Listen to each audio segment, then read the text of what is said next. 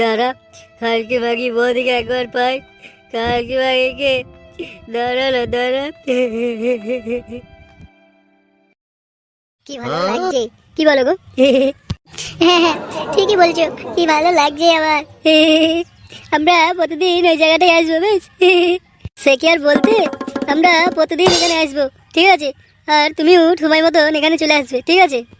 গালটা এদিকে একটু সরিয়ে নিয়ে আসো না, আমি একটা তোমায় একটা চুমু খাই।